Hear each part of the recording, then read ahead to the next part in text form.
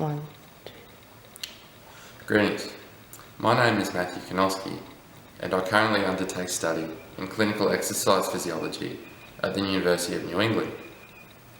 In this oral presentation, I aim to cover the fundamental aspects of powerlifting as a sport in all its entities, along with the psychological concepts which help explain and predict certain behaviours from individuals who participate.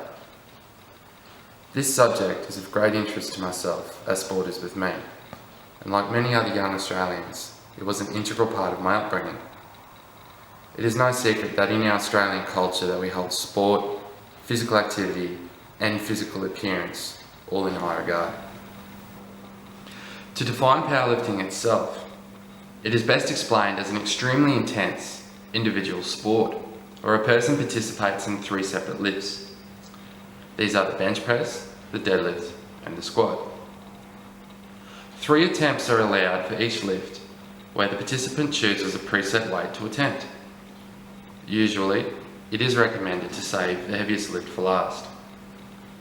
At the end of the competition, the heaviest lifts the participant could perform are totaled for a combined number.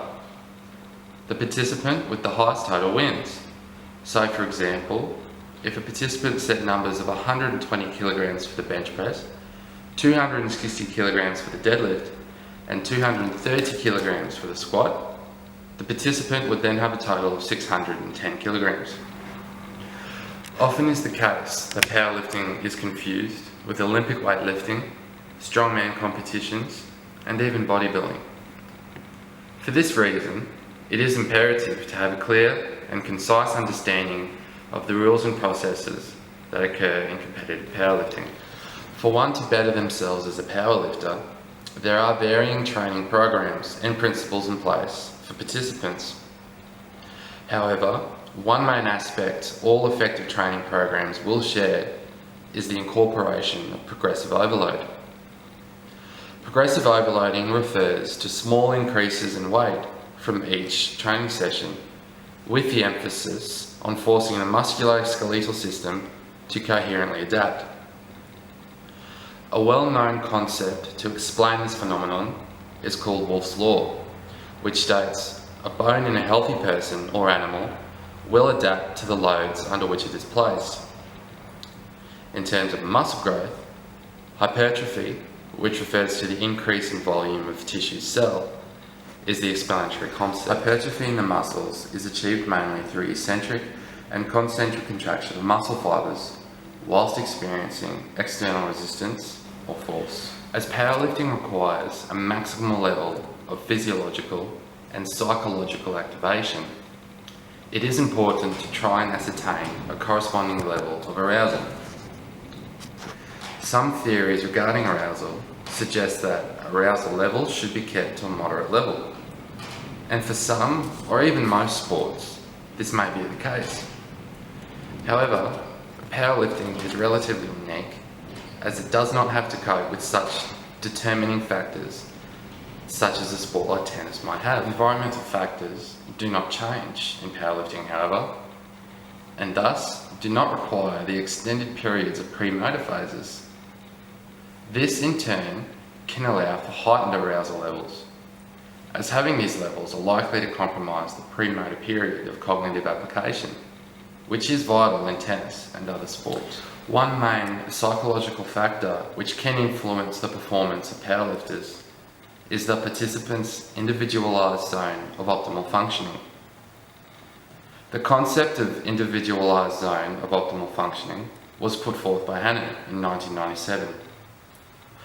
This zone describes the level of state anxiety an individual must experience for the greatest chance of optimal performance. State anxiety itself refers to feelings brought on by a current state or situation.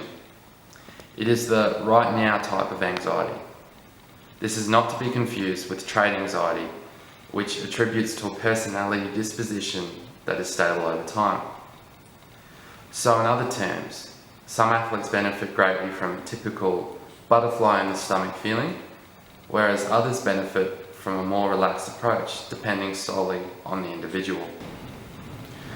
When competing or training in powerlifting, Having a high level of motivation is of major importance when considering performance and progression. Having a combination of extrinsic and intrinsic motivation should be pursued to help achieve a desired outcome or goal set by the participant.